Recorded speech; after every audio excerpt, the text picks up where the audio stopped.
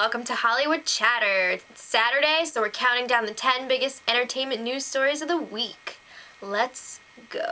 So, coming in at number 10, attention Grey's Anatomy fans, Eric Dane announced this week that he won't be returning to the ABC hit series. No offense, but I didn't know the show was still on. I don't watch this. But anyway, Dr. McSteamy says he and creator Shonda Rhimes agreed that the time has come for his storyline to end. The show returns for its 9th season on September 27th, and we're saying so long, McSteamy. Coming in at number 9, Robin Roberts announced that she'll be taking a leave of absence from Good Morning America late next month while she undergoes a bone marrow transplant to treat myelodysplastic syndromes, I can't say it, or MDS. MDS is a blood and bone marrow disease, which Roberts was diagnosed with earlier this year, if you remember. And Roberts said that her wonderful friends, including Barbara Walters, also known as Babs, Diane Sawyer, and Katie Couric will host the show with George Stephanopoulos while she receives treatment. Get well soon, Robin. Coming in at number 8, Dane Cook really stuck his foot in his mouth this time, or maybe he should have. The comedian used the Colorado shooting massacre as material for his Thursday night stand-up performance at the Laugh Factory in Los Angeles. Cook basically said that the movie The Dark Knight Rises was so bad that if the shooting hadn't happened, someone probably would have wanted to be shot when they realized how bad it was. Cookie, are you serious? After a ton of internet backlash, Cook took to Twitter and apologized for his bad judgment call.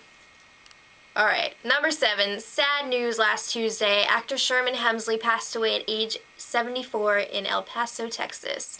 Hemsley was most well known for his blah, yet lovable character George Jefferson on the hit sitcom The Jeffersons. This character first appeared as Archie Bunker's neighbor on All in the Family, and it was so popular that he got his own spin-off. You will be missed, Sherman. And also a new genre was created called the hitcom. Alright, number 6. Christian Bale did a good deed this week when he visited victims of the Colorado shooting massacre in the hospital. Bale spent more than 2 hours with victims recovering at the Medical Center of Aurora. I hope you're taking notes, Dane Cook. But seriously, I think this was a great thing for Christian Bale to do, and definitely keep up the good work.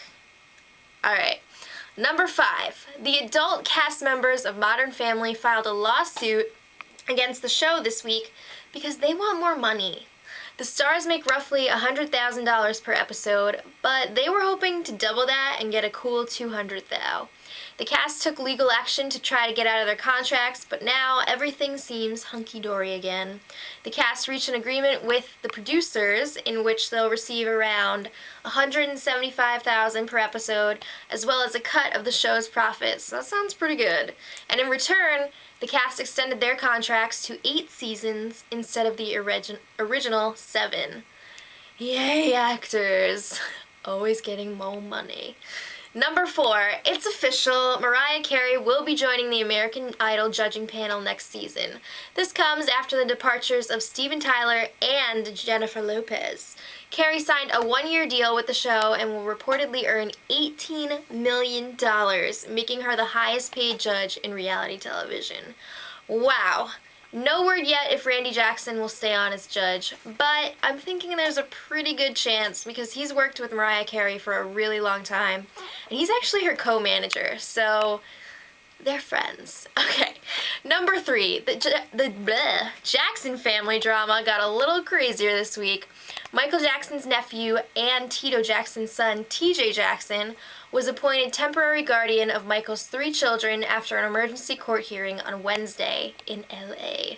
This came after the children's 82-year-old grandmother, Katherine Jackson, was reported missing on July 21st. Katherine has since returned home to her home in Calabasas and is seeking joint guardianship for the kids with TJ. I really hope this all works out because it is, like, crazy messed up. Number 2. Just like an episode of Cheaters, the world found out this week that Kristen Stewart is a dirty hoe. Okay, it wasn't really like that. But K-Stu did admit to cheating on longtime boyfriend Robert Pattinson with her Snow White and the Huntsman director Rupert Sanders. Let me just put this into perspective for you. Sanders is a 41-year-old married father of 2. This is not good. There's still no word from our Pats on the whole thing, but both he and Kristen Stewart have moved out of their shared home, so it's really not looking good. And finally, coming in at number 1, my favorite story, all eyes were on London Friday night as the 30th Summer Olympics of the modern era began.